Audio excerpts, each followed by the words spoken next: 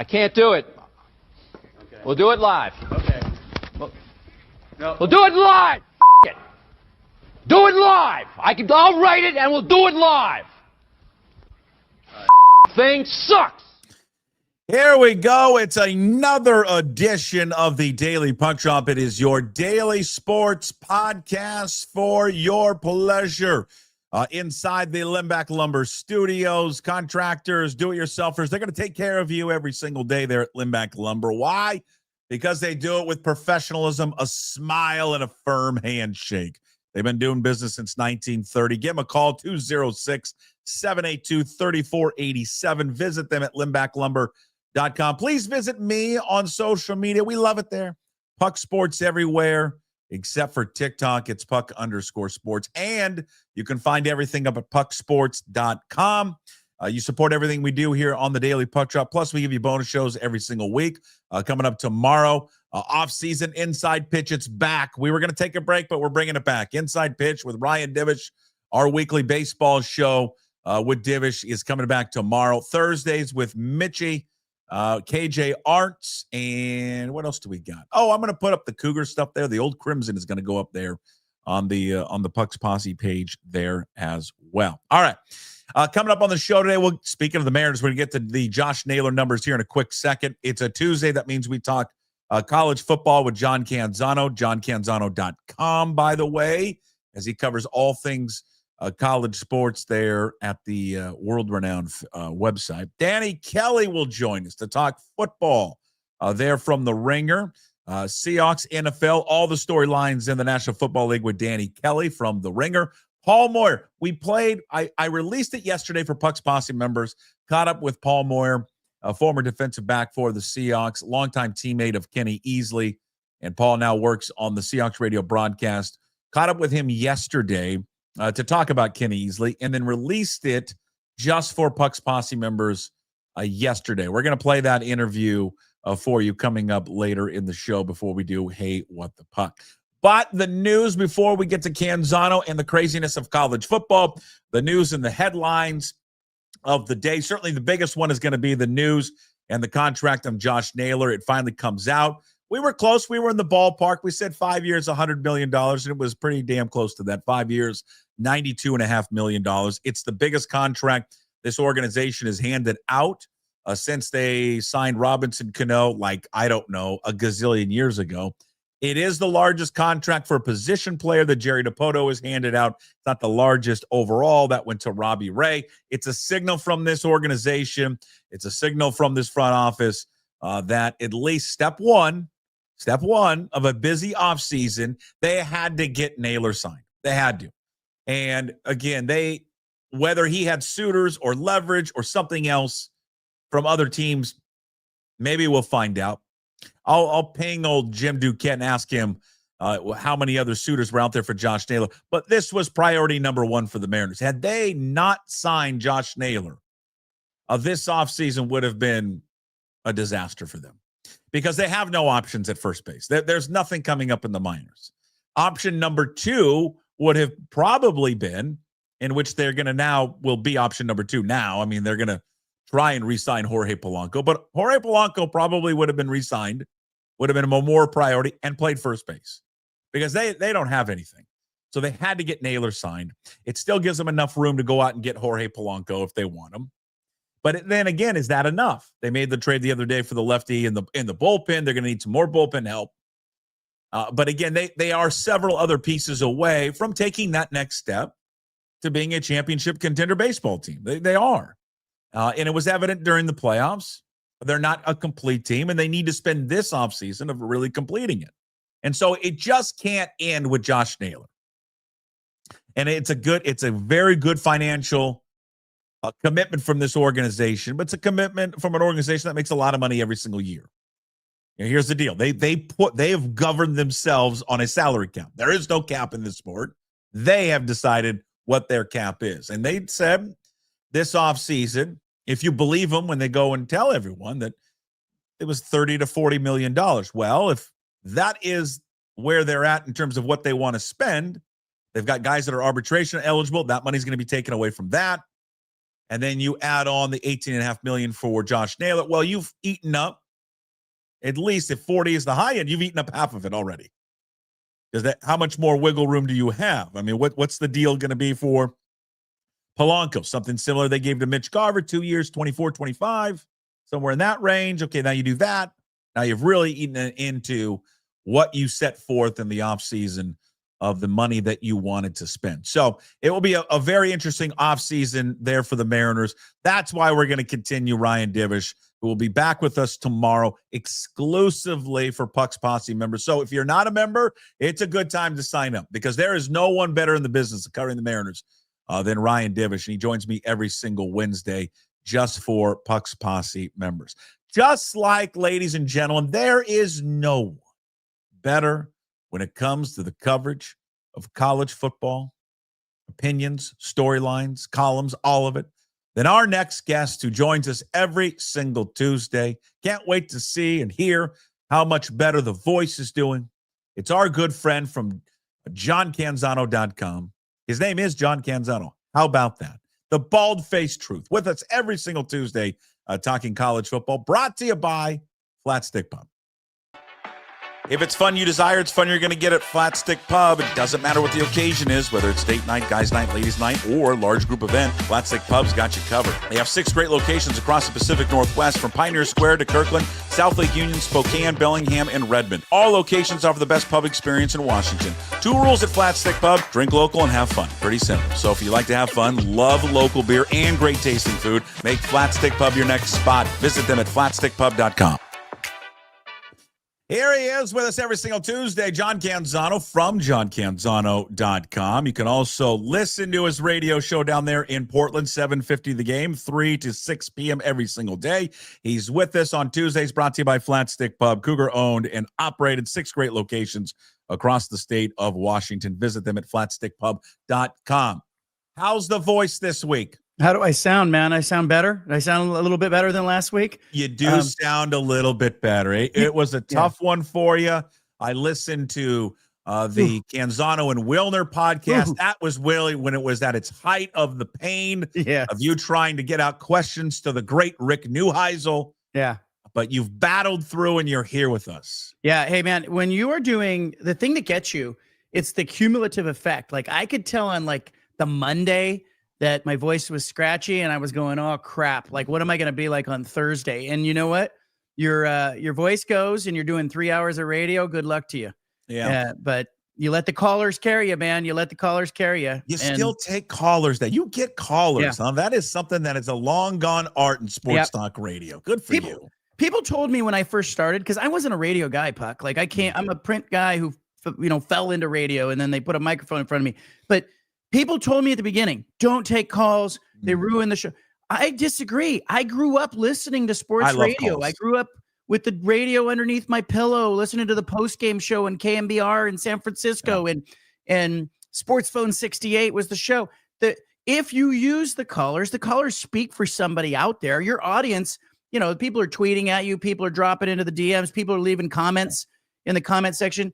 You can't ignore that. That's your audience. And so, yeah, some of the callers are nuts, but they speak for a faction of the audience that's nuts. We've got to figure out. I think I can, if I send this link out to the audience, people can jump in. I got to figure some way out to incorporate people jumping in. Because we have like a chat and all of that. That's not the same thing. We should do a Q&A. Do a Q&A episode. Yeah, I enjoy phone. I did enjoy phone calls because you get characters too. That's the other thing I always loved about it. Oh yeah, you get characters who then become a part of the show.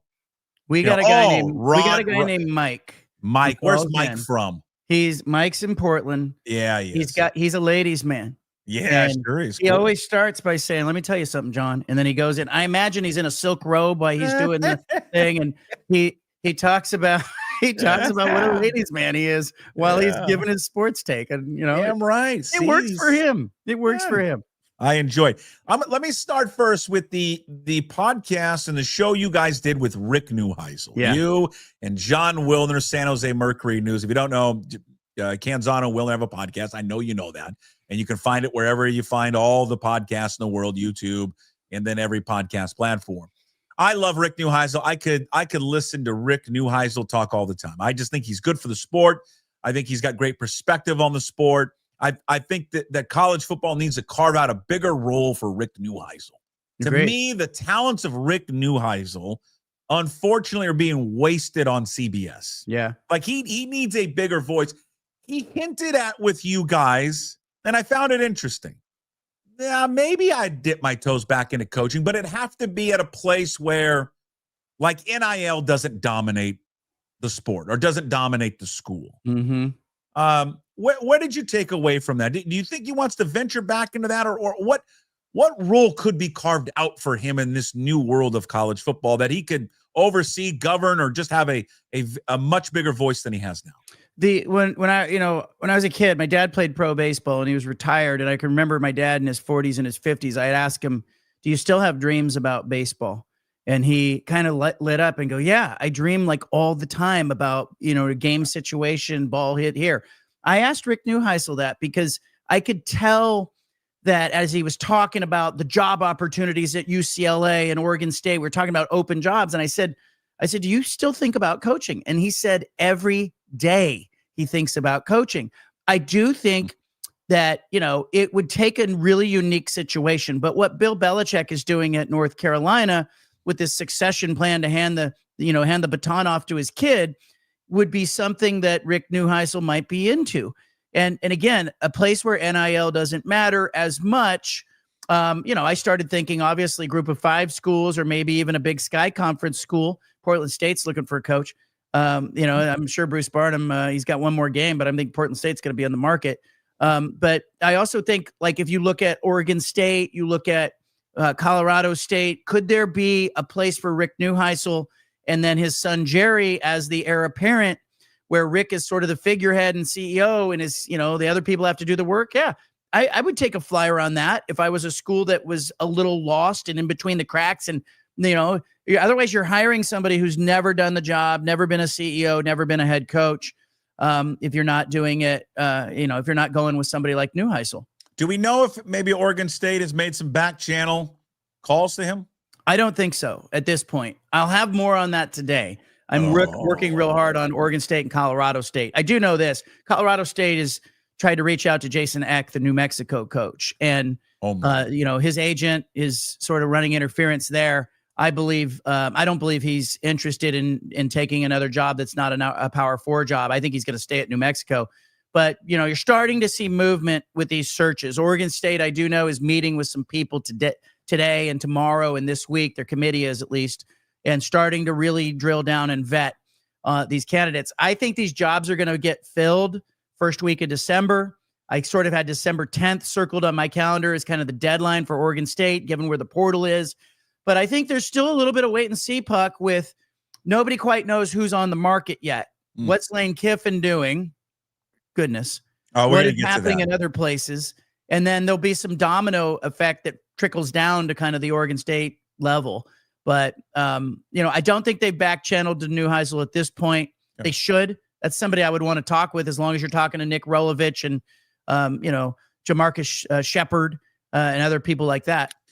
It feels like Shepard has been the name that a lot of people down there want. Young, he's got ties to Northwest, spent some time at Washington, spent time at Washington State under Mike Leach. So what's the push there for Jamarcus Shepard? Because it comes on the heels of where it felt like there was a lot of momentum for Paul Chryst, the former Wisconsin guy. I mean, I think there was even reports saying Chryst was going to get the job, but that seems to kind of disappear. What about Jamarcus Shepard and the interest on both sides for taking over to Oregon State? The interesting thing with these searches is you figure out pretty quickly who's talking to people who are actually in the room and who's just throwing stuff against the wall. Like, Oregon State has not yet talked with Shepard officially, formally. One member of the committee's talked with Shepard, and I know that Shepard wants the job and is interested in the job, and he'd love to get an interview. I think he will get an interview. But Paul Chryst, he interviewed for the job last time when it went to Trent Bray. I think Oregon State has reached back out to him, has him on kind of the short list because he's a guy they'd want to talk with. But I see Chryst as more of a fallback option. He's been out of the game here for like a year. I think Shepard is interesting, but the questions I have about Jamarcus Shepard are the same ones that existed around Trent Bray. And you usually see, programs that will course correct, right? The big knock on Trent Bray was he wasn't a CEO. He had never been a coach. It was a disaster. He couldn't do interviews. He wasn't great with donors and boosters. He didn't do the CEO stuff. I think it's really important when Shepard interviews that he comes into that room prepared to act and look and present himself as very much a CEO who has learned something from Kalen DeBoer, who has learned something from Mike Leach, who has seen winning at the highest levels in the SEC and at Washington, and has that and brings that into the room with him. Because if he comes in there as, hey, I've never been a head coach before, I can learn the CEO stuff, Oregon State's good. They're scarred by what just happened. So I think the Paul Chryst thing is interesting because he's been a head coach. And so I think they go, okay, let's see what he presents like in an interview setting. I think Nick Rolovich is someone that they want to talk with as well. Rolo hasn't had the success that some of these other coaches have had. He's played about 500 ball in his 2 stints at Hawaii and in Washington State. But I think Rolo's hungry and dangerous. And there's an element to that at Oregon State that I think would be very attractive. Like he kind of lines up with like, hey, what's good for Rolo is good for Oregon State, and a little bit dicey, but dangerous. And so I think they'd look at him. I think there's some other people involved in this. I'll have more on this later today at johncanzano.com, but the committee's really starting to do the preliminary work, actual talking with candidates this week. The stuff that has been reported and out there, I don't know where it's coming from, but it's, the people in the room. I'm talking to the people in the room. Okay. A lot of baggage with Rolovich. I think there's no doubt that he can coach. And I think, and he's a very, I know you've probably talked to him before. He's a great interview. Like he's just fun, and he's a good guy. He's got a great personality, and he's very good on the field. It is the off the field stuff. And again, this isn't just about what happened with COVID. What happened after COVID was a deep dive into his social media history. Yeah. And that got really weird and concerning, and things being brought up in there that were disturbing, like real disturbing. And I wonder, it's not just about not doing the mask mandate. It is about some beliefs in there that, I don't know, you got to find a school that doesn't care about that or what have you. But that to me is the scariest thing about hiring and dipping your toes into Nick Rolovich.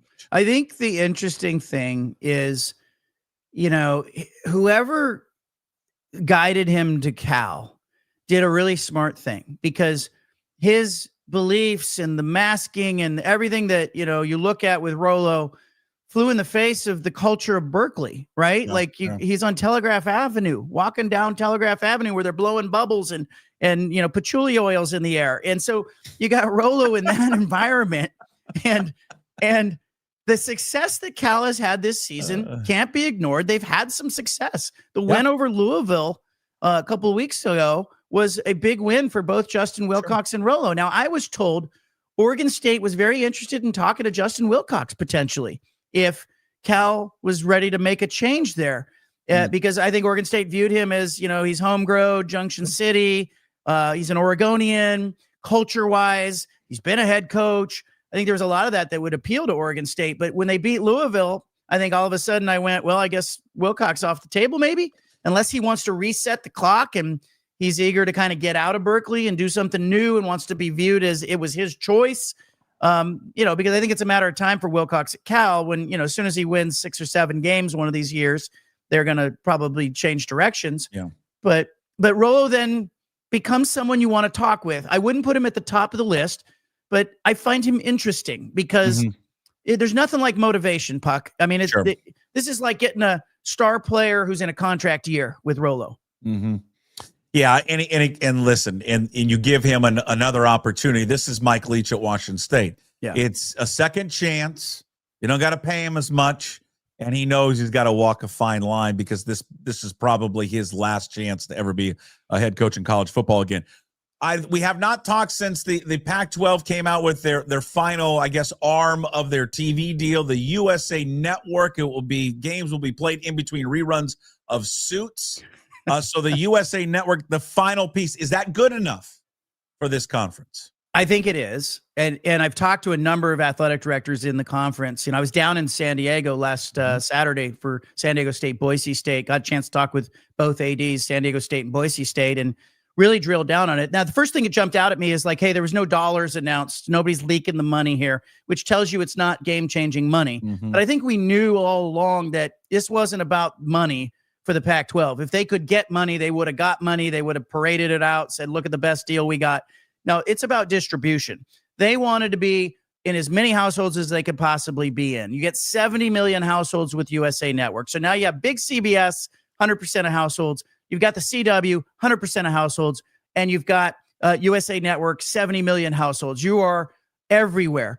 The viewing habits of the public have changed. And so we joke about Buffy the Vampire Slayer on CW and USA Network. I don't think it matters as much. When you've got YouTube TV or you've got Hulu, you're just clicking on the game. You're playing the game. So they're getting that distribution. They're also bringing in Pac-12 enterprises to produce like 150 events a year. There's money in that. I suspect it's going to be baked into the deal. We're going to get, the announcement of the media rights deal. It's going to be inflated a little bit because they're going to include the production profit that they're making with Pac-12 enterprises in that deal. I fully expect that's going to happen.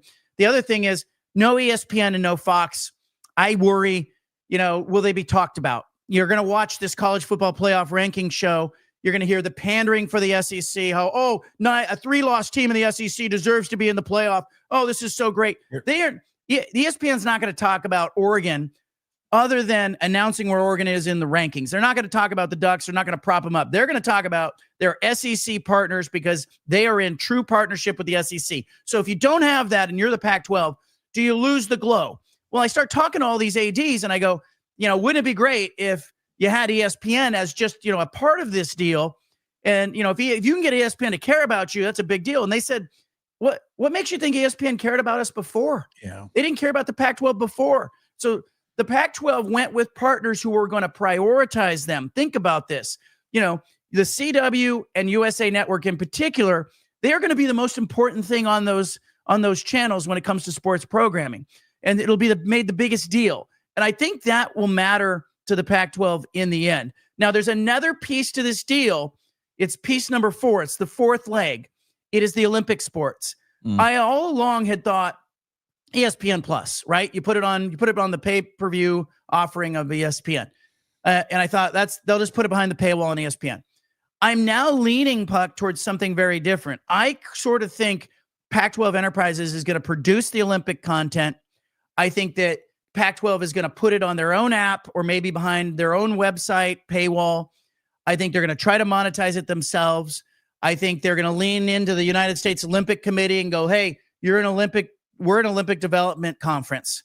Forget what everybody else in the country is doing. And I kind of think they're going to try to do something a little different there. Now, I asked somebody, could you go back to Apple and try to put the Olympic sports on Apple?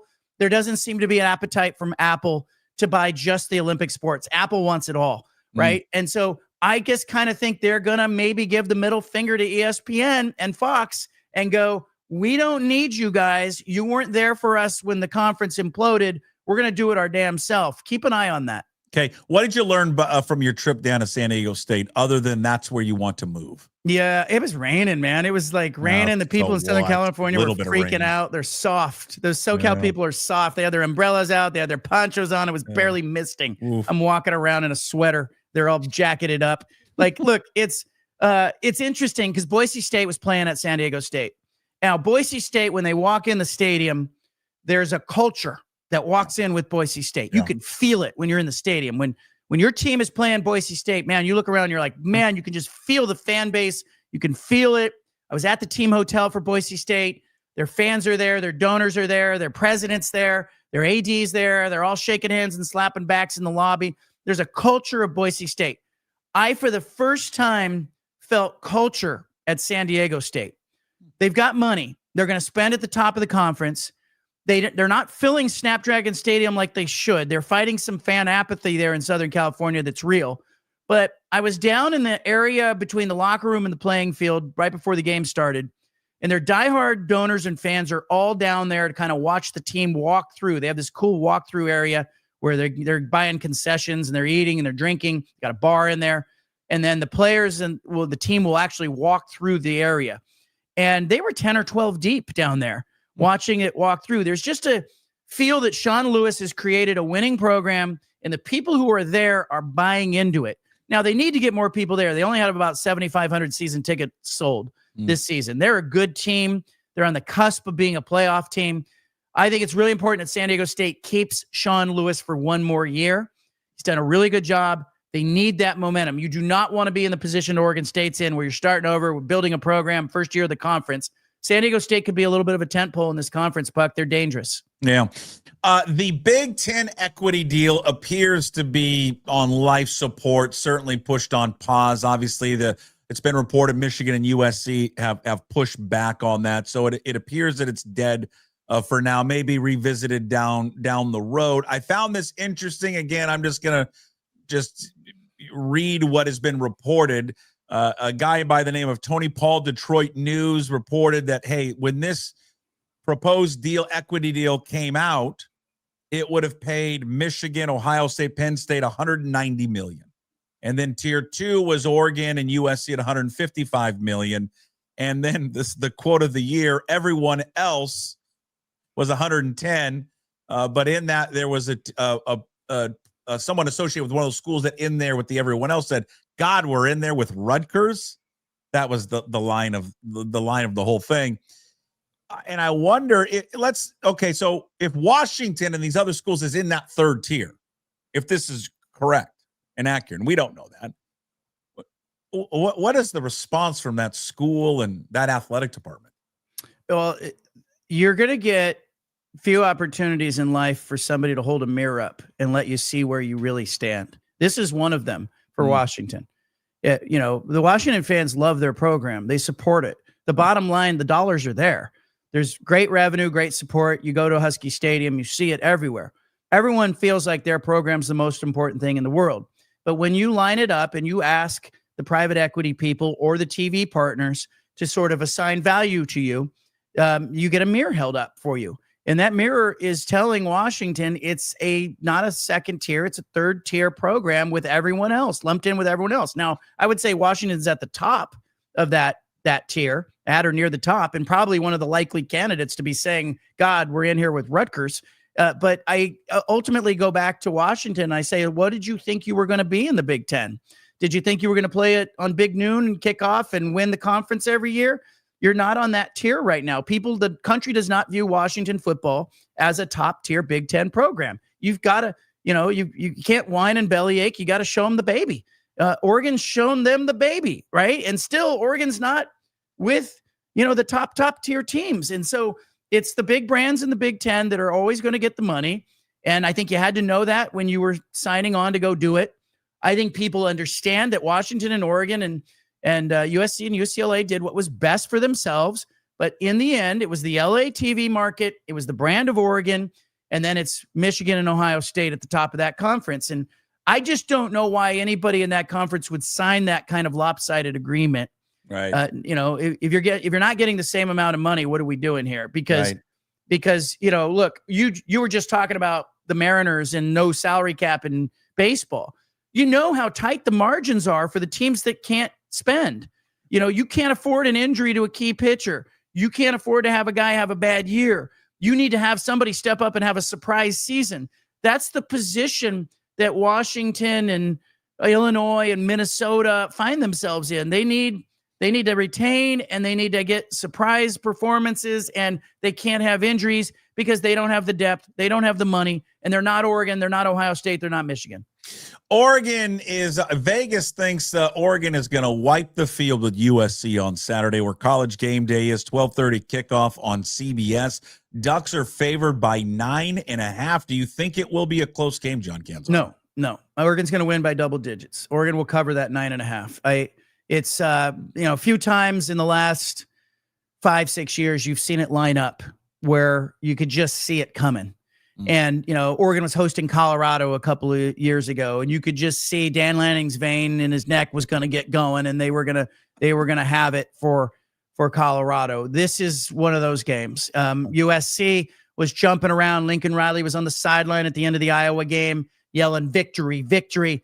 I can't imagine what Oregon is talking about behind the scenes this week. It has to be all about, how good LA thinks it is and how good UCLA thinks they're back. I think Oregon's going to give Lincoln Riley and USC a rude awakening. There's been a lot of buzz with Lincoln Riley down there, as if this is his last season. Are you hearing anything about where he would plan to go? To me, my first thought was NFL. I think so too. I think he's not ideally made for this college recruiting, NIL, transfer portal world. I think he's a play caller mostly.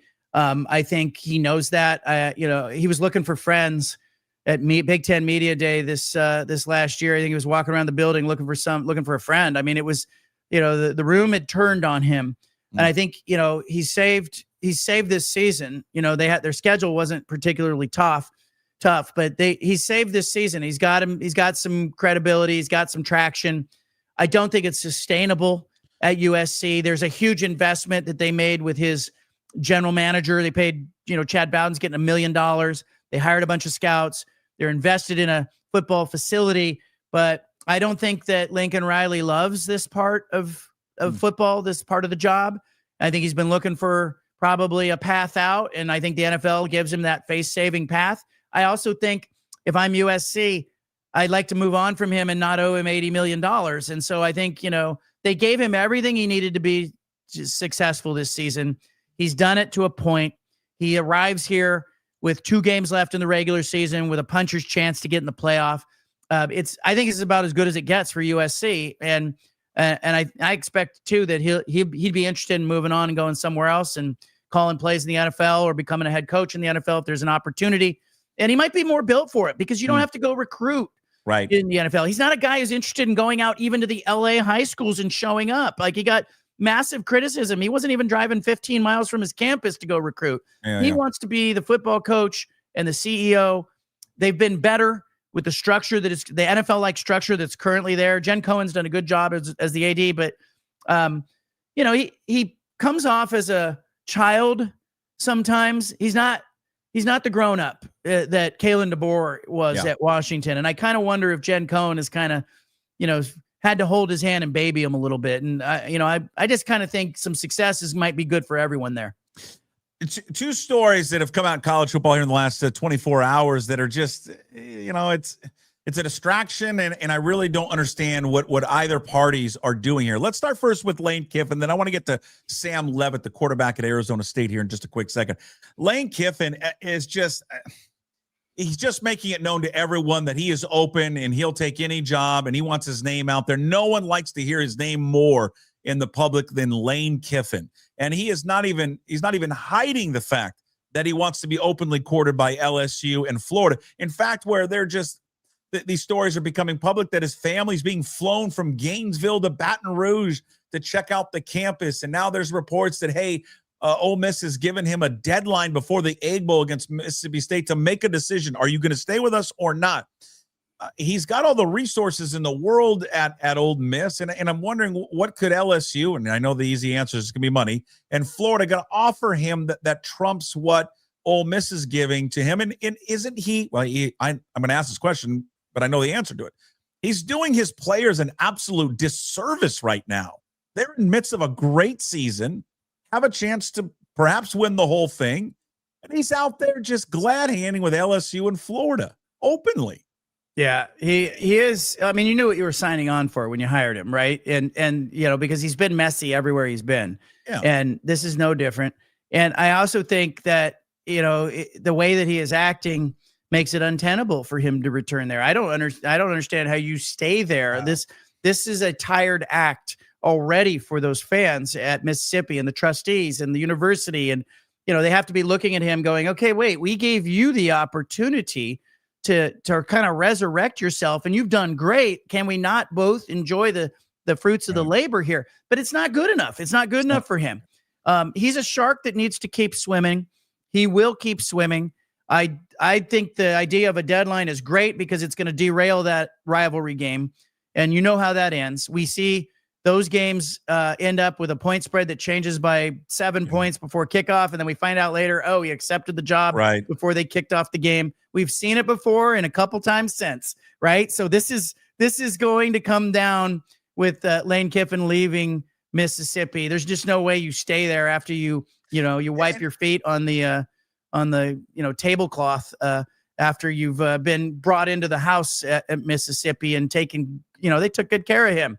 Yeah. And in return, he slapped him in the face. So I feel like he already knows he's taken one of those jobs. And I think they know he's taking one of those jobs. And I just think it's a matter of which one he's going to take. And guess what? LSU, Florida, I hope you know who you're hiring, because he's going to do the same thing to you when there's another opportunity. And here's the thing about it. He's a good coach. He's certainly not a great coach that is being billed as a guy that is just like, standing all over college football, where he's just, you have to hire Lane Kiffin. Like, he's not that type of coach where I would just be rolling out the red carpet for. There are jobs where you see it's just lined up. Like Kirby Smart had never been a head coach before. Georgia had all the resources in the world, and they hired somebody who saw it done at Alabama. Oregon, Dan Lanning had never been a head coach before. Oregon, he had no proof of performance. Oregon hired him. Why? Because Oregon knew it had the resources. It could give him the assistant coaches. This guy can recruit, and he knows winning will line it up. I don't see Lane Kiffin being a guy who walks in and does more with less. And so it must be that Florida and LSU go, hey, we know we have it all and Lane knows how to do it, but is the juice worth the squeeze? Like, why not just go find the next Dan Lanning, the next Kirby Smart, and line it up for success? But we all know that the donors and the boosters at LSU in particular, let's hold a mirror up for them. They know that you can put Ed Orgeron in that seat. You can put, whoever you want in that seat. If you have the talent and you have the structure, they can win. But you're going to pay Lane Kiffin $10, $12, $13 million a year. I don't know what they're going to do. And then he's going to end up leaving him too. I mean, it'll be for an NFL job or whatever he wants to do next when he gets bored. Yeah. And then out of ASU, you got Kenny Dillingham, whose name's been brought up for everything. He's a homegrown guy. And he said all the right things. Listen, I want to stay there. I'm not going anywhere. I'm staying here. This is my school. This is my alma mater. This is where I belong at ASU. And again, they're all kind of professional liars, so maybe he jumps at some point. But he's now on the board, on the draft, on the odds board. He's the leading candidate at LSU in the casino. So perfect. There's a twist this morning, but I don't think it's real. I don't think he's going to LSU. If anything, his agent might be talking to LSU to help him get a better deal at Arizona State. I don't know, but I think Kenny Dillingham stays there. His quarterback, you're going to talk about this story, but his quarterback is a different story. Well, yeah, and then that story comes out today. It's being shot down now by the brother of Sam Levitt, but On3, which is if people don't know what On3 is, it's a recruiting NIL transfer portal website, and they're reporting that Sam Levitt is going to hit the portal, and he is right now actively shopping himself across college football. And I get it. Listen, he sees what Cam Ward got at Miami. He sees the $3.4 million that John Mateer got at Oklahoma. Now, I love Johnny Football. Sam Levitt is 10 times better at quarterback than John Mateer, because this kid can throw. This kid is going to be the #1 draft pick in the NFL when he comes out. That's how good he is.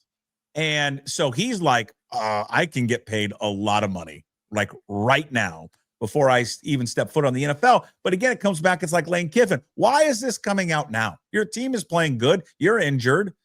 It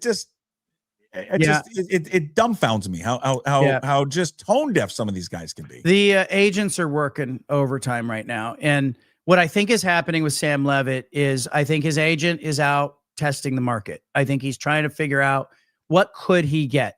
That doesn't mean he's staying at ASU or leaving ASU. And I didn't love the reporting on this piece because, On3's got, a screenshot of a DM with Sam Levitt's brother. Mm-hmm. Okay. And Sam Levitt's brother is saying false report. He doesn't know what he's doing yet, which isn't exactly a denial. It's not saying he's not looking, just he doesn't know what he's doing yet. Yeah, exactly right. But this happens. I saw the Blazers do this years ago with Brandon Roy. They were going to give him a max contract, 5 years, $70 to $100 million, whatever it was. And before they did that, they shopped him. And I caught wind from other GMs in the NBA who said, hey, the Blazers are shopping Brandon Roy. And as I dug into it, what I realized was they weren't actually intending to trade him. They just wanted to see if other teams viewed him as a max player before they extended him and gave him a max deal. I think Levitt and his agent are doing a little shopping right now. And of course, if somebody comes at him with $5 million, and I think you're going to see quarterbacks, the money's starting to get big and it's getting real. Somebody comes at him with $5 million. I think he goes back to ASU and says, hey, look, I've got this offer from, Texas. I really would love to stay here, but I got to do like John Mateer. I got to do what's best for myself. Mateer, $1 million at Washington State or $3 million at Oklahoma. That's not much of a decision. So I think there's some of that going on. I think the agents are driving it at this point. And, I had a coach tell me that the problem now is that the agents in college football are starting to act like the agents in the NBA, where they talk to a team and they go, hey, if you take this guy, I can get you another guy. And they're starting to become more and more powerful and influential behind the scenes. It's all the more reason that you need a general manager. You cannot have your head coach involved in this because you don't want to piss off an agent and have him go, I'm not sending you the left tackle or the defensive back either because you didn't pay for the quarterback.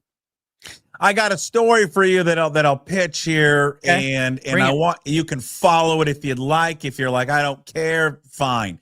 Speaking of NIL agents and college football and all that, I want you to follow the story of the young man from California, high school basketball player, #1 recruit in the country, who just transferred to Rainier Beach High School in Seattle, Washington.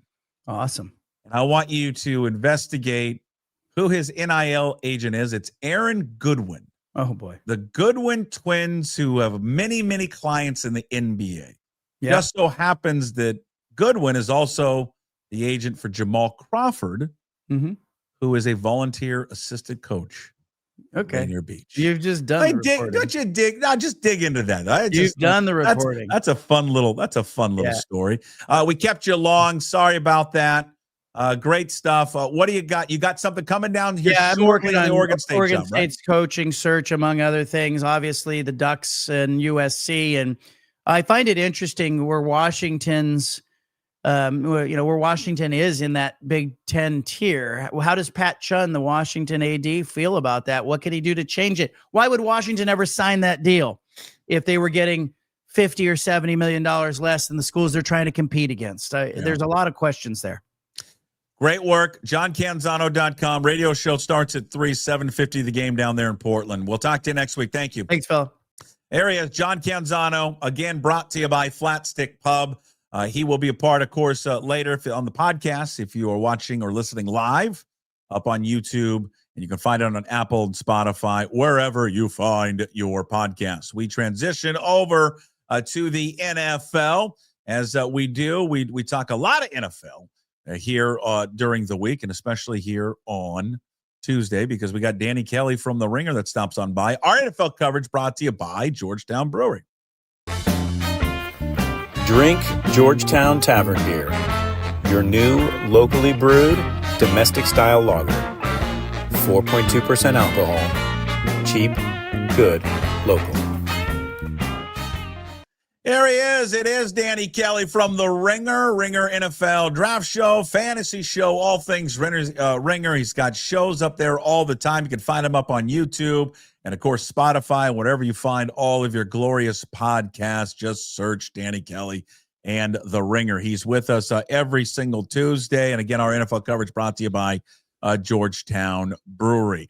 We always start off with Danny's Dimes. These are his unique views on the NFL and everything that transpires from this past weekend in the NFL. I would think that one of your first Danny's Dimes has got to be, well, fuck, the narrative continues for Sam Darnold, huh? Yeah, we talked about this. We talked about this last week, how there's always the fear. There's always the fear that he's going to just crumble in the big situation.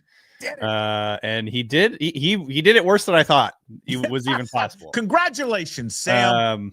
Which is not great. Obviously, this is just going to make it like even more of a narrative as we get closer to the playoffs. Obviously, I think the Seahawks have like a 90-something% chance of making the playoffs, so it's still very likely they're going to be there. But yeah, this is exactly what we were afraid of with Sam Darnold. This is the reason the Vikings let him leave after last year.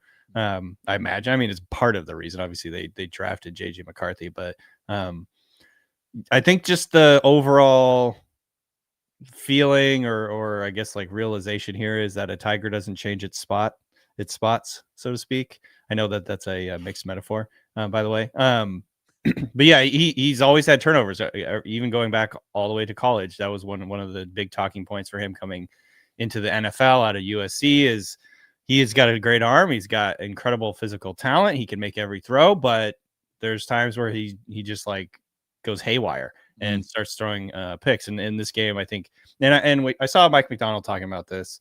They were all kind of late in the down. Like he started to panic and he just didn't want to take a sack and he chucked the ball up for anyone to get it. Not all of those were like that, but there was a couple. He did tried to do a jump pass to avoid a sack. And I'm like, can we just not do that for your fourth pick of the game? So yeah, I think, obviously this is a huge talking point. The Seahawks have a Super Bowl caliber defense. I think that was very clear in this game, but you have a pretty major vulnerability in a quarterback who, can go haywire whenever you're facing a top tier defense. And I'll echo what you said. That loss on Sunday to me was the worst possible scenario for them to lose. Like if they had lost because their defense just couldn't stop Matt Stafford, I would have chalked it up as, all right, sometimes the other team, and that's a great play caller, and that is a Hall of Fame quarterback over there, and they just had your number. And it doesn't mean that you're not a good defense anymore. It just means you got beat. Now, there still would be some question marks because it was the best offense they had faced since Tampa Bay. Or had it been a close game, but yet it was a back and forth contest, and they just made up one more play at the end. But to lose the game in which there is solely one person responsible for said loss was the worst thing that could happen. Because it doesn't stop the talking points. And then also, he's human. I don't know how that doesn't shatter someone's confidence. Right. And I don't know how it doesn't affect him. Because he now has looked at that team in the last two games and go, I don't know how to beat them. Because the last time they sacked me 9 times and because I was holding on to the ball. Then Sunday, I'm not going to hold on to the ball. I'm going to throw it fast. But now they knew that because they said it after the game. They knew that. And I kept throwing to the first guy and they knew it and they jumped everything. That's always the worst, isn't it? When after the game, the team talked about how this was exactly what we wanted to do. God, it's the absolute worst. I mean, he is the sole reason they lost the game. And this is not to, I'm not a fan of him. I love Sam Darnold. I was on board with Sam Darnold from the beginning, all of it. But this is going to carry with him all season long. Right. No one cares what he does in the next few weeks. No one. Yeah. Until he plays them again on December 18th. And if he fails again, Danny, then it's just going to grow even more. Because he can't be the one thing that stands in their way from winning a Super Bowl, at least competing for one, because you just said it. That is a Super Bowl caliber defense. There is no doubt about it.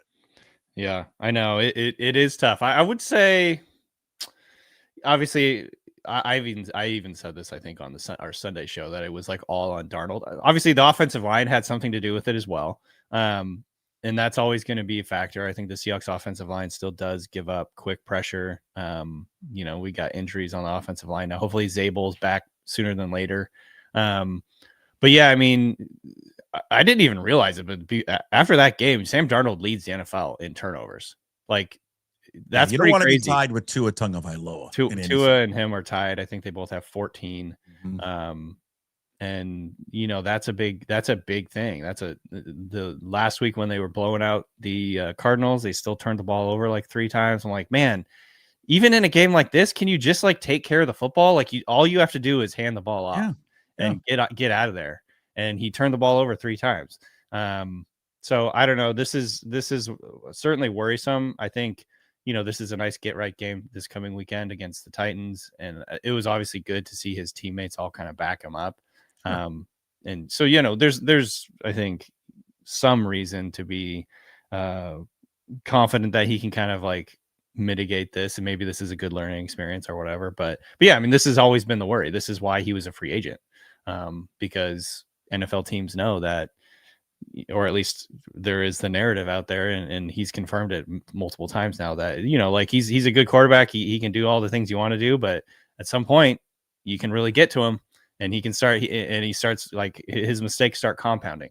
And that's always a huge, huge worry at the quarterback position. This is like what we're seeing kind of with Daniel Jones right now, coming back to earth for the Colts and having all these turnovers the last few weeks. So yeah, I think, obviously I'm confident in the Seahawks, and in some ways I'm actually like more confident in the Seahawks after this game because of what they did defensively. Like, that was an incredibly impressive performance by the defense. I mean, they literally, I saw this, Ben Solak, my buddy, tweeted this out. That was the worst passing performance from yards per attempt that Matt Stafford has had as a Ram. And they basically, the Seahawks forced the Rams out of their 13 personnel thing. They couldn't do what they wanted to do. So obviously I think the Rams are feeling great about themselves right now. Got those 4 turnovers. They got themselves a win, but their offense couldn't do anything against the Seahawks defense. Yeah. So that's a great silver lining that gives the Seahawks defense confidence, I'm sure. So it's not all bad. I did come out of that game feeling okay. See, it's interesting because that's been a lot of people's opinion. I strangely feel very good about the game. And good and bad. But from a defensive standpoint, for sure. I always felt, and we've chatted about this before, that it was a good defense. I just didn't know how good it was. Right. Totally. I didn't know it, and I think we even talked last year or last week that it wasn't even until I think it was the Super Bowl when they beat the Broncos that I think the Seahawks had talked about how we knew we were good. We didn't realize how good we were until we did it to that team. So I felt Seattle was a good defense, but the only thing that stood out to me was how they played against Tampa Bay. But they've made so many great improvements since the Tampa Bay game. But you're right. What they did to Stafford on Sunday was incredible. I mean, especially in the first quarter when they were getting a little punched around a little bit. You're like, they can't stop Williams, but then they adjusted and they held him in check. Yep. But to me, it was for Stafford. Stafford at times looked confused. He didn't know where to go with the ball. And he was hesitant, and he would I got to go. No, I can't go there. Oh my God, I can't go here. I don't feel as good as everybody else, though, about Sunday. Yeah.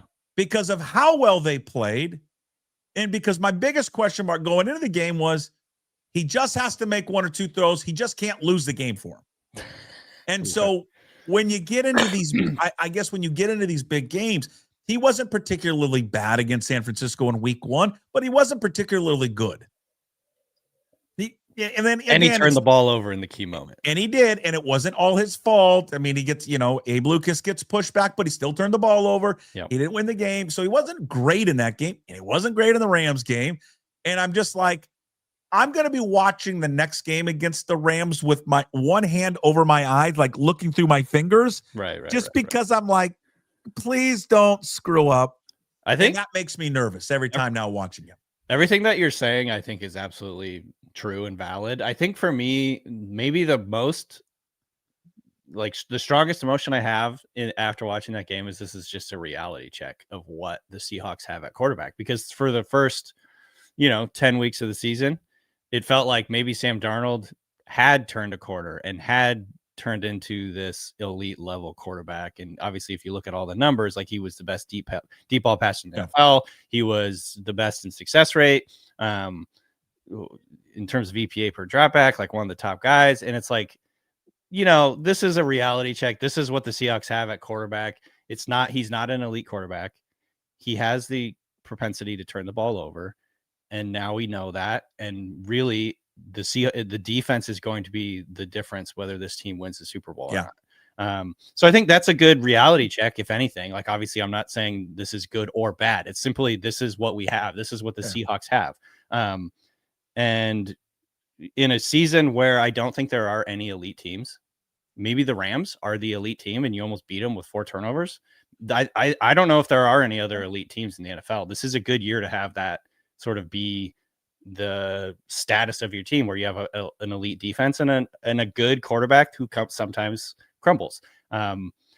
I think that, honestly, like this is like my reaction. Have a chance in a season like this, where some of the elite teams are struggling. Like we got, the Chiefs are 5-5. They might not make the freaking playoffs. The Eagles are one of the best teams in the NFC. I don't even know if they're good. The Lions, same deal. Like their offense, but it's that one. But it's that team that we're worried about. It's in your freaking division. Well, and I thought this was proof of concept for the Seahawks. Honestly, I know that you came out of that feeling bad, but like the Seahawks, the Rams are not unbeatable. They turned the ball over 4 times and they had a chance to win the game. The only one of the big reasons they lost this game is because we saw the greatest punt of all time ever. Like the Rams found a way to win that game. Yeah. And credit to them. Okay. Obviously, they did a good job. They got 4 turnovers. That was the difference in the game. But like the Seahawks were still in that game. Making me feel better. It makes me feel like they're more human or whatever. Like because they were starting to look to me like just an absolute buzzsaw. And I'm going to give him. Nobody was playing better than Stafford before this game.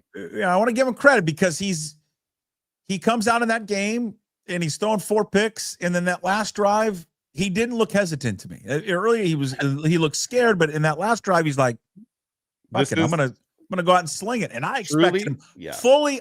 My expectation was on the first pass when he dropped back that he was going to throw a pick 6. That's all I thought. It was going to pick 6. That's how it's going to end. But he did, and he got him down there to a point. Where they, again, it's a field goal, 61 yards. It goes, it's short, it's wide right, but it took them. So they had a chance to win. I think the punt happened with 1:51 to go or something in the game. Greatest punt I've ever seen. That punt pinned the Seahawks down at the 1 inch line. And it took them a full minute to get out past the 20. Imagine if it had just gone and hit the pylon like an inch, they would have had an extra minute from which to work.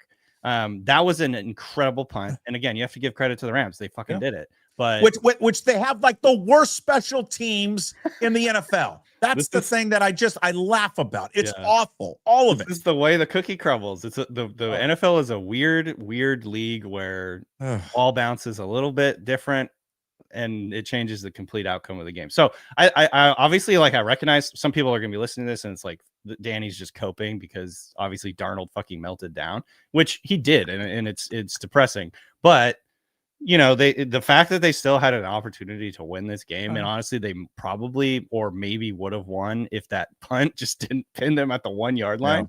That gives me reason to hope. And I do feel like it made the Rams look human.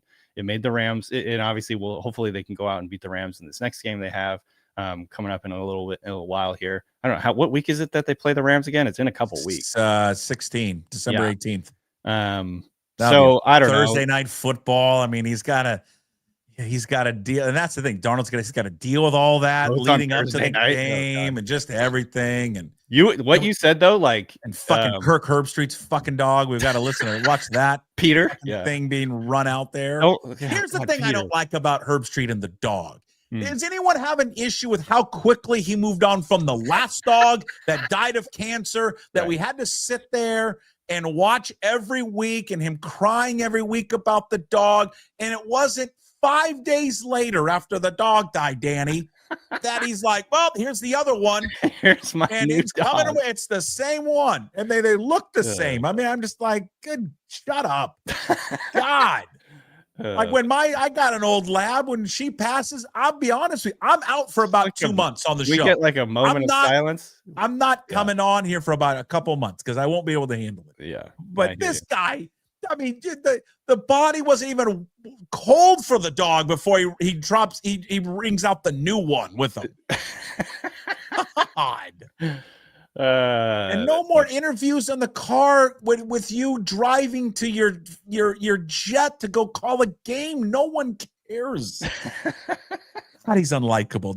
Can you get the sense I don't care for Kirk? Yeah. Laying on pretty. You speak for the people. You speak for the people. Yeah. So December 18th, which will just can't wait for it. Can't wait for it. Thursday night. The other thing I wanted to note real quick that you thought made me think of when you were talking about that last drive where Darnold still just keeps going out and making throws. Yeah. I think this is like the double-edged sword that you have with Darnold. Like in particular with Darnold, this has always been the story with him. Is like he doesn't really he has a propensity to kind of snowball, but also he has no memory in terms of he's kind of got a little bit of that Jameis to him where he will just keep making throws. Okay. And that's good and bad.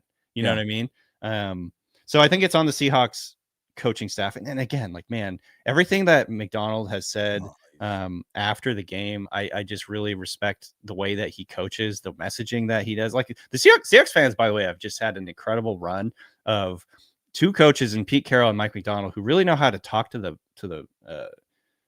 media in terms of like messaging and like, here's what we're teaching them and here's what we're doing and here's how we're addressing things. I don't feel like I always feel better listening to these to McDonald after the game, just because I feel like he's on it. You know what I mean? Like he knows what he needs to fix.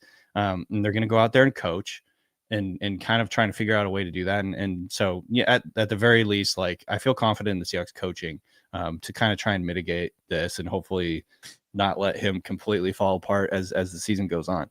But can you get a message to Coach McDonald for me? Sure. Okay. He and Kubiak know they have Ken Walker on the team, right? Yeah, he said something about this week. Well, okay. Well, we're weeks past it now. Can we please just stop splitting the reps between the two? I think we're going in that direction. Please. Look, we talked about this. We talked about this during a couple of weeks ago, and kind of we've been mentioning it all season. Like, yeah, I think this was very clearly load management for Ken Walker, and obviously, he's been injured a couple different times over the past few years. You want him in the end of the year to be healthy and kind of like give them that explosive spark that they're going to need when they need to be able to run the ball. Everything that, like you heard Greg Olsen was talking about it all week. The way that teams play the Seahawks and match up with their heavy personnel doesn't really make sense because they can't really run the ball that well. Well, guess what? Right. If they start running the ball well, it's going to be really, really difficult to stop the Seahawks. Oh, well, yeah, it's their missing link right now. Yeah. So, obviously I think we got flashes of that with Ken Walker in this last game. They did run the ball relatively well. I think better than they had been running it. And yeah, if he can be healthy and they start giving him like, maybe it's just like 65-35 split instead of 50-50 or even the other way where Walker's getting like 45% of the opportunities. Then I think you could see the Seahawks kind of take off because Charbonnet just clearly doesn't have the juice that Ken Walker does. Well, and now we're starting to sprinkle in. It's all of it. Kalani. It's Kalani's getting carries in there. Yeah. I think they're getting a little too cute with Shaheed. Can we just line him up at wide receiver and send him down the field as fast as he possibly can go? we're working to that, yes. And just see what we do there. Side note, if you have any more dimes, let me know. I'll throw one in there for you. Yeah. Greg Olsen, yay or nay? I like Greg Olsen. Okay. I know that I feel like people think he's kind of anti-Seahawks because of because I was on the fence not on the fence, but I don't really was paying attention, but there was just leading up to this game. It was just like, oh, Greg Olsen's on the call. I'm muting the TV. And I'm like, what's Greg Olsen? What the hell has everyone got a problem with Greg Olsen? Then I flipped it on and I'm like, then I found myself like, yeah, F you, Olsen. Like everything I don't know if I listened to the audio the entire game. I'm kind of flipping between the games and everything. And so did he say, was he saying stuff like anti-Seahawks or whatever? No, I don't think he was saying anything anti-Seahawks. The only thing that is a little annoying about Greg Olsen is I think he thinks that the NFL is just Madden, right? That you should go for it no matter what every time on fourth down. Mm-hmm. And I'm like, okay, like, sometimes it's okay to kick a field goal. Right, it's okay. And really how Seattle, it didn't bite them in the end I guess it did, that they didn't score in the red zone. They had a chance at the end to win the game on a field goal. So, he wants to go. I mean, the guy is like Leach back in the day. 4th and 10 from his own 5. He's like, fuck it. The numbers say go for it, Joe. Yeah. It's just like, he just is very adamant to go for it every time on fourth down. You need somebody that's going to be like that because like there's all these old fuddy-duddies who just want you to like punt and protect the ball and whatever. I will say that's me. That's what I want to do. Yeah, we got to get boomers out of our football. Hey, you know what? Sometimes punting the ball away. Well, McDonald did it. I think there was one time when McDonald maybe should have gone for it. But I think other than that, that's fine. He didn't say anything bad about the Seahawks. So no, I like Olsen. I think he's really smart. I think he's a really good announcer in the sense that this is like, to me, the like the mark of a good announcer is a guy who can like on the fly, instead of talking about like the talking points you come up with all week, on the fly, see something that happens and be like, ooh, this is interesting. Here's what they're doing. I'm going to draw it up real quick. And like, I like how quickly he can come up with reactions to what's happening and how the teams are just, like defending different things. Like he started a whole talking point this week. Literally everywhere you look on Twitter, they're talking about how teams match up versus heavy personnel. The Rams and the Seahawks are kind of like the poster children of this new sort of trend of using multiple tight end sets and, having heavy personnel to throw deep. That's kind of like this big talking point this week. And Greg Olsen was the one who kind of like started that whole discussion. So I respect him, and obviously he knows what he's talking about. But, I think you're right that there's a lot of nuance. And this is exactly what McDonald says. Like there's a lot of nuance with everything. And, the Seahawks and Rams might be uniquely built personnel wise, where even though he's saying, like Greg Olsen is saying that teams need to start matching up with like nickel when instead of coming in with heavy personnel so you can start matching this deep passing game. Like the Seahawks are built and the Rams are built to kind of run these things. That's why they're doing it. It's because they have the personnel to do it. So it's not as easy as saying like I feel like there's a blanket way that you can like say teams should be matching up with this, but like it just doesn't work specifically on every play because of the different personnel that these teams have. Okay, Danny Kelly from The Ringer. Did I miss anything? We on your Danny Dimes. Anything you want to get off your chest? No. I was going to talk about the Michael Penix situation and how it kind of sucks for the Falcons, and the Falcons are in a really tough spot here, but we can save that for another day. The question with him is his NFL career over? No, I don't think so. I think his NFL career is over. I think this is exactly what you feared with him, though, coming into the league. But how many ACL surgeries can you have before? I mean, honestly, before it's over, this has got to be. This will be fourth. Well, but I think this knee hasn't had it before, which is, I don't know if that's a good or a bad thing.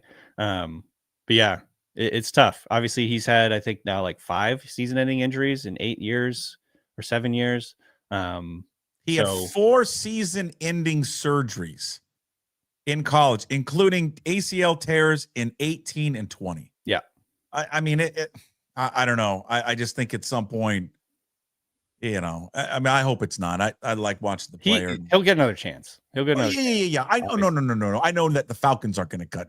I'm just wondering from a health standpoint, can he do it again? Right. I mean, that's brutal for Michael Penix. Yep. Yeah, because he's a hell of a talent, and he's fun to watch play. He just is. He fun is. to watch him throw the football. Yeah, like he just makes like Drake London appointment viewing every week. So yeah, it's brutal, and I think just like my main takeaway for this is like it's extremely brutal for the Falcons, who now have $100 million and a top 10 pick at the quarterback position, and neither of them are healthy or good at the moment. And they are giving the Rams a top 10 pick next year, which is super. I know. I saw that. I'm like, oh my God. I mean, here the Rams are. Just everything's good for them, and they've got and remember when everyone's like, oh, what are the Rams doing? Like, was that 3-4 years ago? They're trading all the picks like left and right, and then now they've got a top 10. Well, go Buccaneers this week. Rams and Bucks on Sunday Night Football. So go Bucks, knock off the Rams, and then go Panthers and Bryce Young knock off San Francisco. That is the Monday night game as Seattle will feast on Cam Ward and the Tennessee Titans coming up on. Oh, that's Monday? No, which one? Oh, sorry. I thought you said the Seahawks play on Monday night. Oh, no, Seahawks. No, I don't think Monday Night Football wants Seahawks Titans. I was going to say that's brutal. No, it's Panthers 49ers. You're right. Yeah, you're right. Panthers 49ers Monday Night Football. Seahawks and Seahawks and Titans get the wonderful 10 a.m. kickoff. Yeah. What announcing crew do we get for that one? 3 people I've never heard of on Fox. Yep. Chris Myers. I get Chris Myers. He's kind of like maybe we get team now. Yeah, Chris Myers probably. Brady Quinn maybe the replacement for. I thought Breeze was the replacement for the stabbing Sanchez. Oh yeah, that's right. True Breeze. Oh God. Yeah. All right, Danny. Tell everyone where they can find all your work up at The Ringer. You can find my work at theringer.com. I'll have fantasy rankings up here tomorrow afternoon, and then we got 4 recordings every week. Ringer Fantasy Football Show. You can find us on YouTube. Soon to be finding us on Netflix. I saw the news. Netflix. Congratulations on that. Thank you. How to make a murder, and then right next to that is Ringer Fantasy Football Show. Fantasy Football Show. Got it. That's wonderful. That's awesome news. Congratulations. Thank you. Appreciate that. Will it be live on there? Like, will those shows be live? No. Well, not yet. Anyway, probably at some point, I guess. But you're the Netflix. So hey, when I do go on Netflix to watch and listen to you guys, does it do that cool little Netflix? Probably. Yeah, I can ask him about that. I can have him put that in there. Okay. What is that? What is that from? I was trying to figure out this the other day. The Netflix da-doom thing, it like came from something. Is it from something else? I don't know. I thought it was just a Netflix the other day, thing. and now I'm totally blanking on it. Anyway, every time it gets me. Yeah, it's it's distinctive. It's like Pavlov's dog. Now I'm ready to watch a movie. I just like, oh my God, Ozark. That's how I am with the HBO. You know how it like fades to static. That to me just transports me back to watching all the great HBO shows over the years. Okay. But yeah, that's a free ad. I don't have any relation to HBO. I just really like that. Yeah. All right. Well, look forward to that. Catching all of Danny's work up there and all the different podcast platforms. Soon to be Netflix. When do you think? When is that happening? What's the January? January. Okay. Don't know the exact date, but yeah, look for us in January. Very cool. Thank you, Danny. Appreciate it as always. Appreciate it.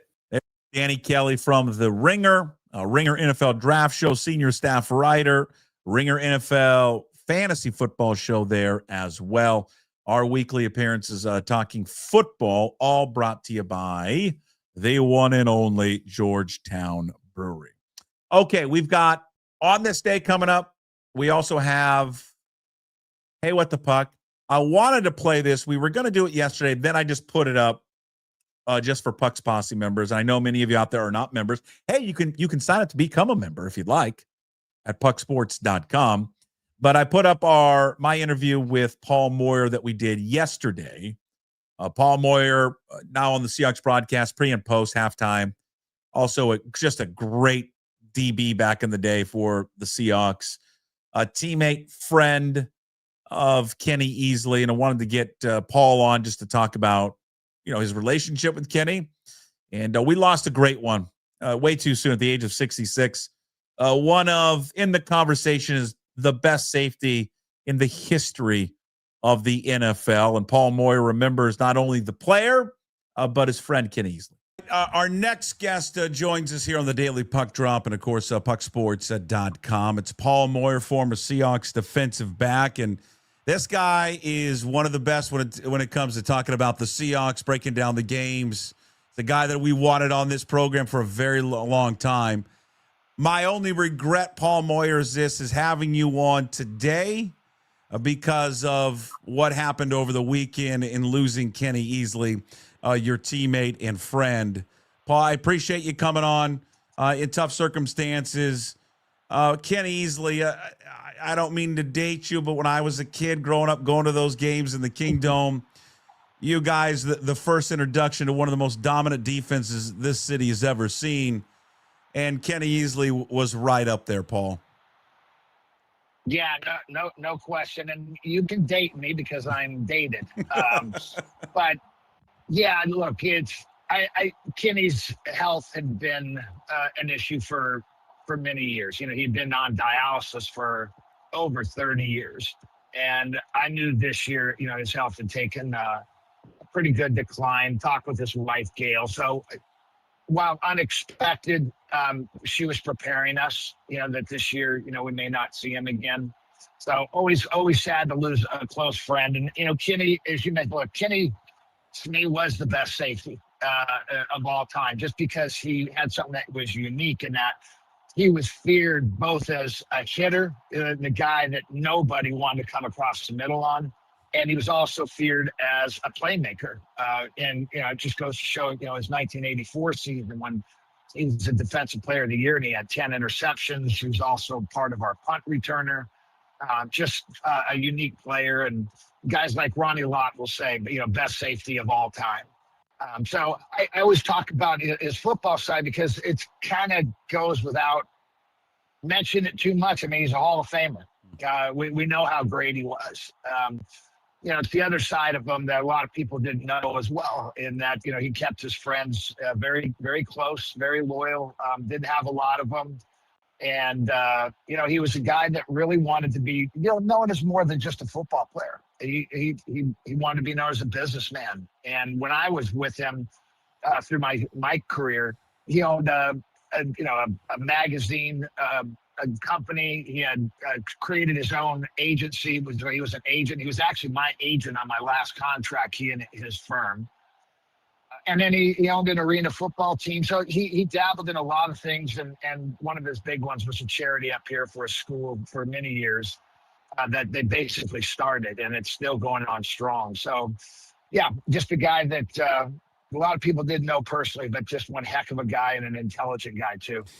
Paul, for maybe the fans that don't remember him, age, weren't paying attention, what type of football player was he? How would you describe him to I don't know, a Seahawks fan that is in their early 30s, late 20s? Well, yeah, I guess that would be those who know Earl Thomas and Cam Chancellor. He was both of those. He was a guy who could run. He was fast. He's the best athlete I've ever been around. Not just as a football player. He could do anything. He was a basketball player on the freshman basketball team for UCLA. He was a scratch golfer.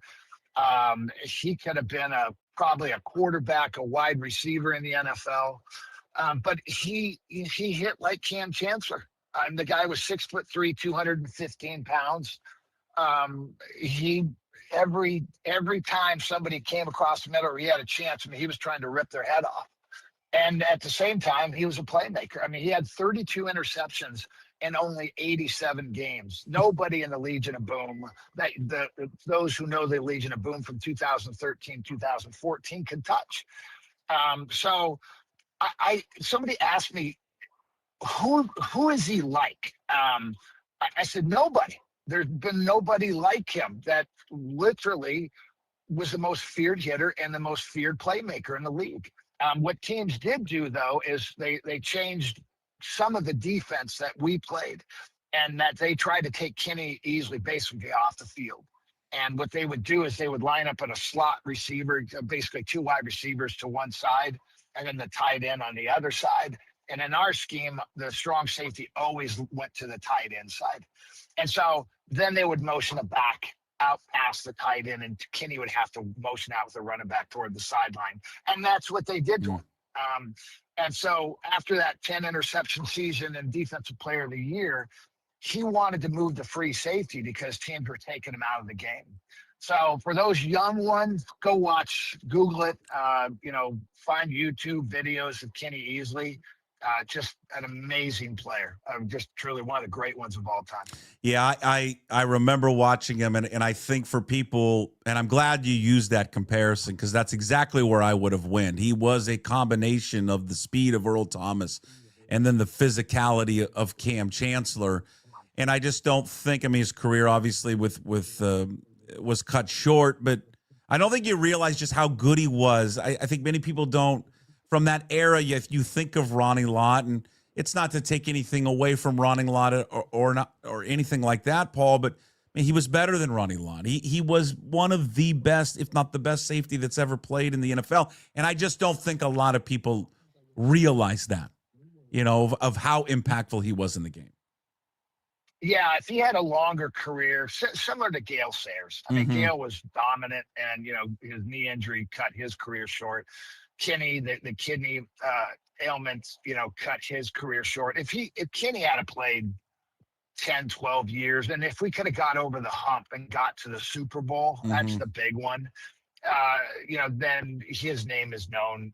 It is known anyways, but it would have been known like Ronnie Lott. And I know Bill Walsh had talked about it, that, they'd end up drafting Ronnie Lott, I believe, in that same draft. But Kenny was drafted, I believe, before him. Kenny, again, just so special. But I would say Ronnie Lott, would be the closest. Didn't have the same kind of speed that Kenny had. Ronnie played a little bit of corner his first couple of years as well. So he won some Super Bowls. So obviously they catapulted him as one of the greatest of all time, and deservedly so. I mean, Ronnie was a great player, but even Ronnie will say Kenny was better. And so, yeah, it's too bad we didn't get more of Kenny because, you know, the type of player he was and playmaker we would have had a lot of memories. But the memories aren't going to die. I mean, he's a 12 forever with the Seahawks. He's hung up in the rafters. So he's not going away. Paul, I appreciate the time today, but before you go, just I think one more time, take people, you know, fans behind the scenes. We know him as the football player, but Kenny as the person and the friend and the teammate. Look, he was very private. That was one. As I mentioned, he didn't have a lot of friends. The ones he kept were very close to him, and he was very loyal to them. A strong Christian guy who are very family oriented. A mentor to all the young guys. I mean, the amount of people he's mentored over the years. And I think a real testament, just to let you know, is a lot of guys do their charity events, and you can figure out how popular they are by the amount of celebrities that come to their, or past football players that come to their event. Kenny had everybody.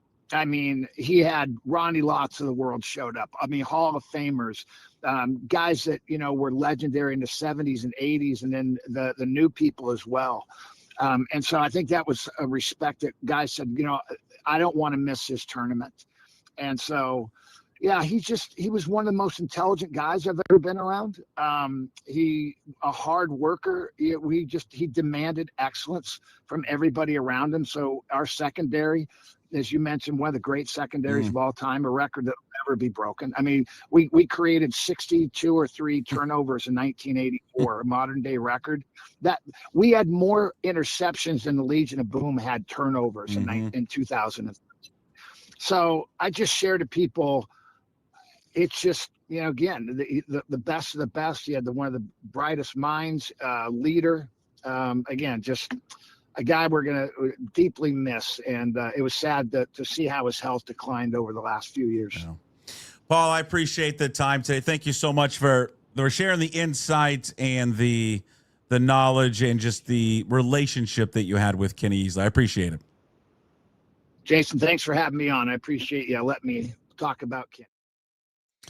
There he is, Paul Moyer with me on Monday. We released it just for Puck's Posse members on that Monday, but wanted to play it here. We'll open it up to everyone if you came in there halfway through. Paul is just excellent on the Seahawks radio broadcast. Love his opinion when it comes to football, and then just wanted him on to talk about Kenny Easley, who, again, maybe many of you don't remember him. If you're not old enough to watch Kenny Easley play, seen pictures of him, highlights of him. Paul said it there, and I always think it's the best, description of how he played is if you're a newer fan or a younger fan, he was bigger than Cam Chancellor. He hit harder than Cam Chancellor, and he was as fast as Earl Thomas. I mean, now just you took Earl Thomas and Cam Chancellor and just beta one player. That was Kenny Easley, but better. And again, he is going to go down as arguably the greatest safety that's ever played in the NFL. And it's just, and Paul's right. It's just that he didn't play long enough to have that description. But if you ask Ronnie Lott, people would say was the best safety. Ronnie Lott would say that guy right there was the best safety to ever play in the NFL. I loved watching him play. The shoulder pads were awesome. They were so big, but he just, he was a hell of a football player. My God, he was good. Those were some good defenses back in the day with him, Dave Brown, Paul Moyer, just that secondary, just incredible.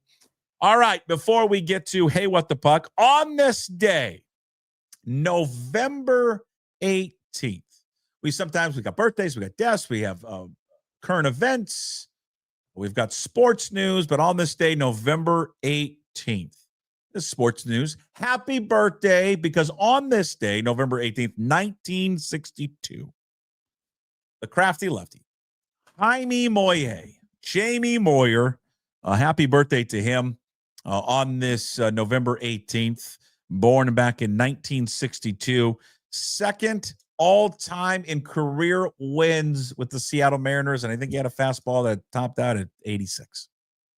I think. He was an incredible pitcher at times. When he was on and he was locating and he was painting the corners up, left, right, bottom, he was sensational. He was fun to watch pitch in a ball game. Second career wins for the Mariners, 145, trailing only Felix Hernandez, who leads the Mariners in career wins, 169.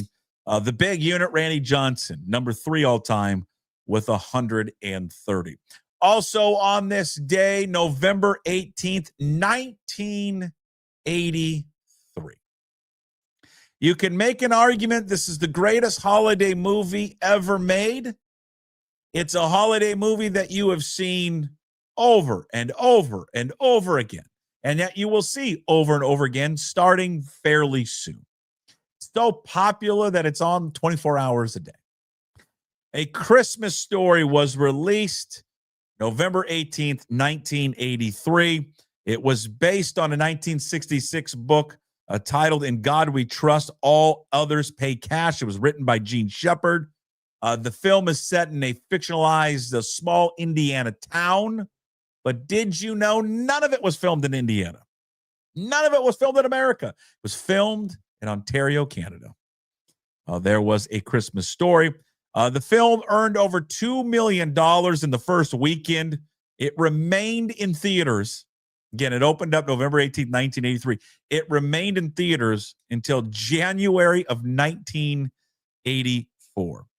It really caught its wind once it got out of theaters, and then cable television came out, and TNT in 1997 began airing a 24-hour marathon on Christmas Eve that ran all the way into Christmas Day. It again remains one of the most popular, if not the most popular, Christmas movie ever made, along with Christmas Vacation, Elf, all of it. Peter Billingsley, who played Ralphie Parker in the movie, the main character, he's now 54. He continued to act a little after the movie came out, but really made his name, fortune, becoming a director and producer in Hollywood. He kind of teamed up with his good friend Jon Favreau, who, if you know Jon Favreau, is connected to Vince Vaughn. He's a part of the whole Marvel empire and all of that. He went on to produce and direct and work on such films as The Breakup, also the Marvel franchise, Iron Man, Spider-Man universe, all of that, and also Couples Retreat. So, Christmas Story, 1983, November 18th on this day.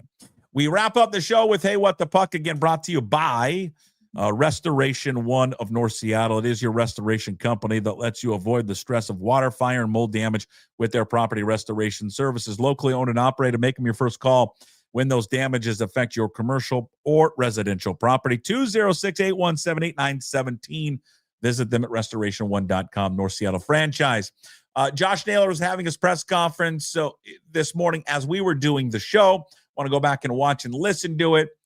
And it's such a home run here by the organization to bring him back. We started off the show with it. They needed to bring him back. It was imperative that Josh Naylor came back. I'm glad they got it done. 5 years, $92.5 million. But we'll end the show how we started off the show. Can't be the only move. They can't stop there. They need more. They understand they need more help. And the front office gets it. I hope ownership understands. This just can't be it. You have a window here right now, John Stanton, Chris Larson, to go for it and bring home a championship. So continue to open up that wallet. You got a lot of money this postseason. A lot of money. Okay. Invest it right back in the ball club. That's Hey, What the Puck, again, brought to you by Restoration One of North Seattle. It's your restoration company. Again, lets you avoid the stress of water, fire, and mold damage with their property restoration services. 206-817-8917. Visit them at restoration1.com, North Seattle franchise. Thank you for everyone watching and listening to today's Daily Puck Drop. Find it up on YouTube. When you're there, please like the channel, subscribe to the channel, pass it along to friends, leave a comment, try to get to as many as we possibly can. Also, find the Daily Puck Drop on your favorite podcast platforms. Apple, Spotify, does not matter. And, of course, you can find everything up at pucksports.com, including signing up to become a Pucks Posse member. You support all the free shows that we do. every day. Make that possible. Make it possible for our guests to appear on our shows. Plus, we give you bonus shows every single week, like an off-season Inside Pitch weekly show. It's back. Ryan Divish tomorrow just for Puck's Posse members. Thursday visits there with Mitch Levy, Mitch Unfiltered, KJ Arntz with Mitch Unfiltered coming out on Thursday. And that's about it. Okay. We got you covered. All right. That's it for us here on a Tuesday. Back with you tomorrow on Wednesday's show. The go-to guy is back. Also, Ryan Divish for Puck's Posse members and Rob Staten, SeahawksDraftBlog.com. Coming up later, though, for you Cougar fans, Old Crimson coming out later this afternoon with myself, Paul Sorensen, and the go-to guy. We'll see you tomorrow. As always, we promise to be better. No shoes, no ties. Anybody like to smoke some pot? Yeah. I was born to love. I was born to lick your face. I was born to rub you, but you were born to rub me first. What do you need my address for? We'd like to send out a mailer. Mother of mercy, I don't speak Japanese!